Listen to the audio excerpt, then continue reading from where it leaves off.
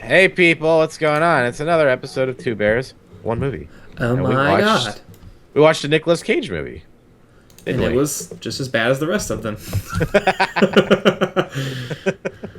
Playing a little bit of gun game here in CSS because we're trying to get Anthony to be a PC gamer, and I figure this is the best way to do it. Oh yeah, or the worst way. We'll see. So far, just unbearably bad, but The only person I know who's good at this game is probably, well, obviously APL Fisher and Spoon. That's it. well, APL's been playing this game since like beta, hasn't he? He's like, Since birth. I remember when this game came out. I was in middle school, and I was like, "Oh God, Counter-Strike! That game looks like fun." I've been playing Return to Castle Wolfenstein for years. Let's try something new, and then I never did. Did I kill that guy? No, I don't think I did. Anyway, so let's talk about Season of the Witch, shall we? Season of the Witch, which is actually one of my favorite Donovan songs, by the way. I think it's the only Donovan song I've ever heard. That and Atlantis are my two favorite songs of his. Did you say land tits? Atlantis. Land tits. That would be a way better title. Mountains. Mountains are land tits. I could squeeze her land tits all day long. I'm gonna go climb Mount Land Tit. Yeah. But basically, from what I remember of this movie, it's about the Dark What? Ages, when there's like black plagues, and Ron Perlman and Nicolas Cage are like, "Yo, I don't want to kill women and children in the name of God, so we're leaving." And they're like, "Okay, fine, fuck you." And then they get captured, and this king who's like dying of the plague is like, "Yo, this witch is casting spells on my town, so we're taking her over to the monks, and they're gonna determine if she's a witch or not. You're gonna do it, because otherwise we're gonna kill you, because you're a fucking deserter, and we hate you, heathen." It's either joy. What am I just? What? Either it's either go on a journey towards your death, or die. Or die. Yeah, it's you Yeah. know, and of course Nicolas Cage being the active hero that he's always been, chose the death route, which would have been either route. Yeah. So they go on this journey. And With I lost my notes, but the one note I did have was that Ron Perlman is physically incapable of turning down any roles that are offered to him, which explains his role in this movie. what was his? Wasn't he Hellboy? He was Hellboy. He was Hellboy. I was about to Just- say. I think he was Hellboy. Which is I like Hellboy. I like the Hellboy movies. great movie. Great. Hellboy 2 was fantastic. Guillermo Yeah. del Toro. You can never go wrong with him, even though Mama looks terrible. Mama does look kind of bad, yeah. But so basically they take this witch in a carriage, and then she's I don't know. It was really hard to tell if she was like fucking with them the whole time or something. I don't know. She's supposed to be like proclaiming that she's not actually a witch, but she keeps doing these really blatantly witch-like things. Like this dude almost falls off a bridge, and she just grabs him by like one hand and pulls him up with superhuman strength. And then she calls for her wolf friends, and they attack out of nowhere. Yeah, I mean, she just like the one scene. Like this was actually the first scene, and of course, this series is going to have a lot of spoilers because nobody ever really wants to watch these movies No, anyway. we're trying to do this so you don't really have to watch the movie if you don't want to. The scene where what's his name, the knight that lost his family, when he's in this little pit with the mustached wonder. I can't remember his name. The altar boy, who was doing altar boy stuff. That was an enemy.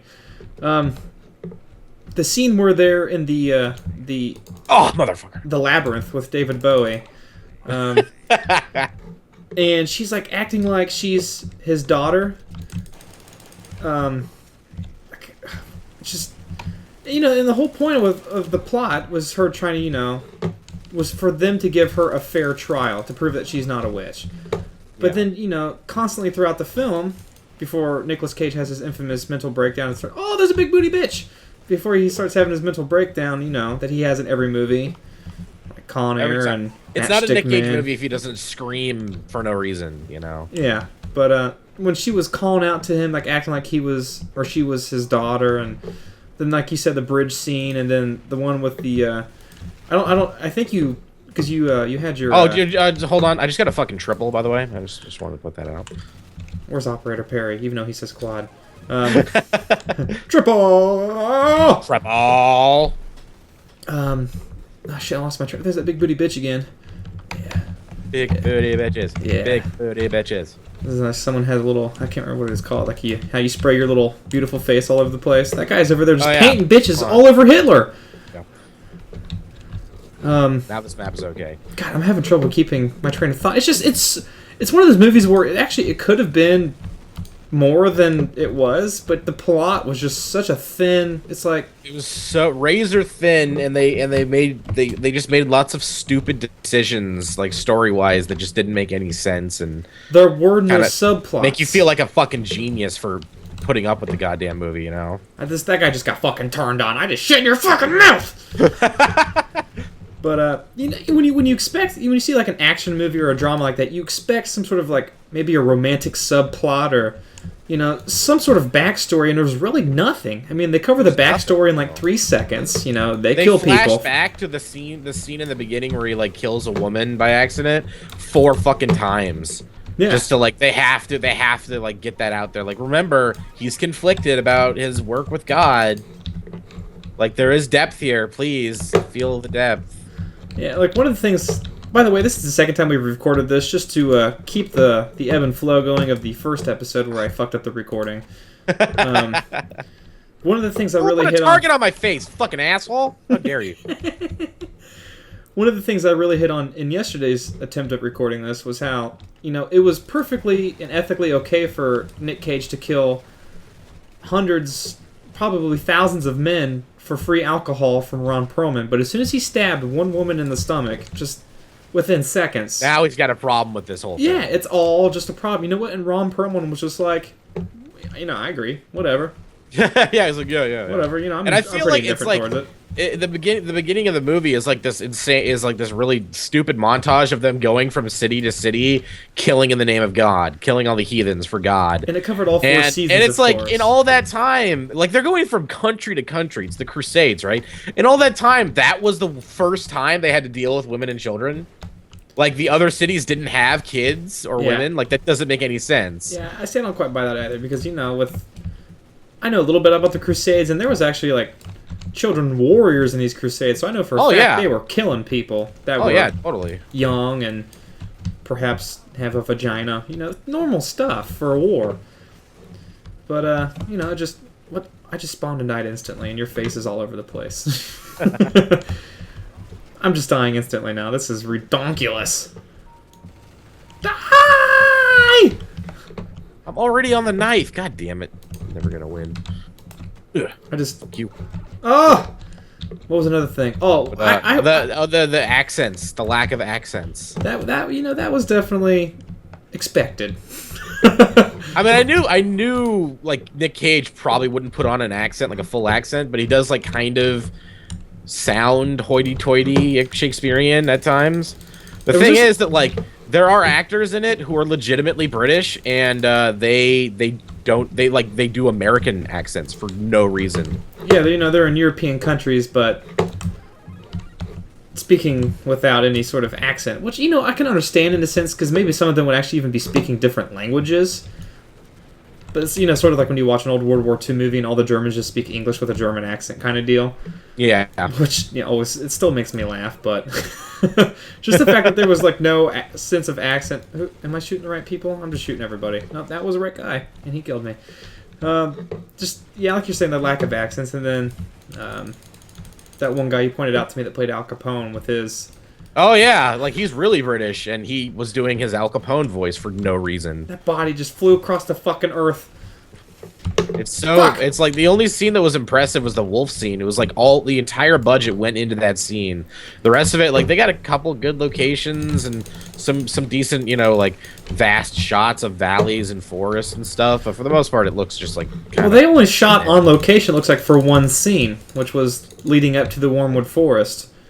But everything else was just some of, like, I swear to Christ, I've seen better green screening on Tim and Eric. Like, it was absolutely horrendous, some of the scenes, like the wide angle castle that looked like it was... Oh god, the widest angle lens ever used in film. You could see, like, you don't even have to have an eye for filmmaking to see the edges are bending, like very obviously bending, like the way they do with wide angle lenses. It looks so bad. It looked like a skate video. Yeah, it was pretty... Yeah, that's a perfect reference. It was a skate video shot with nothing but fisheye. Are you the right guy? No, you're... I haven't got a kill. I am the worst Counter-Strike player I have ever seen. What was it? the Jedi scene, with the dagger. Oh With the yeah, they the were chick just starts throwing daggers like left and right at fucking Nicolas Cage, and he deflects them with a little sword or something. Yeah, and it's not like he was like using like a compound bow where you could see him like reach back and notch the arrow and all that stuff. They were fucking crossbows. And Nick Cage just stared this man in the eye and pulled out his dagger and said, "Nah, bitch, nah," and just deflected him.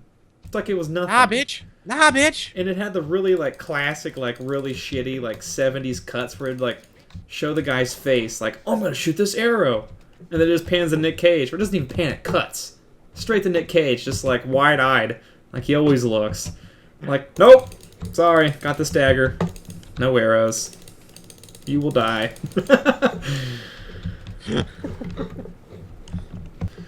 I mean, we'll go on this. I mentioned this yesterday. Nicolas Cage's name in the movie is Damon.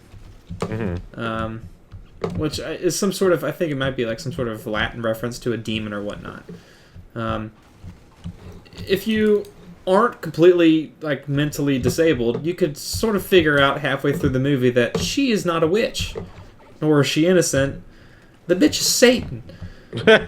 And that's just one of the like I don't like, if you see like the Truman Show, he's a true man, he's a real person in this fake existence. You can like the name slip reference like that is okay, but when you basically point out the villain of the movie with the main character's name, like I instantly was just like, well, his name's Damon. She's a witch. Watch her be a demon. And you know what? She turned into some sexy looking half-naked Satan woman. She did look better as the demon. Yeah, she was pretty hot. I mean, I seriously, I think I've only gotten one kill this entire game. I'm just gonna throw that out there. So whoever's watching my segment of this video, I'm sorry. Just open up. Getting off. Open up a new tab. They tried a couple jokes in the movie that just fall goddamn flat, like crazy flat. Well, the biggest issue with their comedic delivery was the editing. Like, the first comedic line in the movie is Nick Cage talking to Ron Perlman about something, and he's just, he cracks this line, but at the same time, they're still playing the dramatic, sad music from, like, the way... yeah! Where the scene before was still ending, so it's just like... Do, do, do, do, do, do, do. It starts with them talking about, I don't know, God or something, and then they segue into a joke for some reason, but they didn't stop the soundtrack with, like, a wah-wah. No, I mean, there wasn't, like, no, like, subtle pause or just, like, oh, get fucked. Did I get the final kill? My only kill during the game? But yeah, like, there's just that sudden pause there that's sort of needed for a serious movie when it has a comedic drop like that, just out of nowhere. It just wasn't there. It was like that sad music still just playing, and then Nick Cage saying his stupid joke, and then Ron Perlman's big husky laugh. So what would you give this movie out of 10? I'll give it a 3 out of 10. And then that was my thought throughout the movie. 3 out of 10. And then I'm gonna give it a 3.5, and it gets the extra half a point for Nick Cage's hair. Yeah. By the way, that's gonna be my last statement for the entire movie. Nick Cage's hairstylist was Chad Kroeger of Nickelback. Congratulations for fucking Avril Lavigne. Go fuck yourself.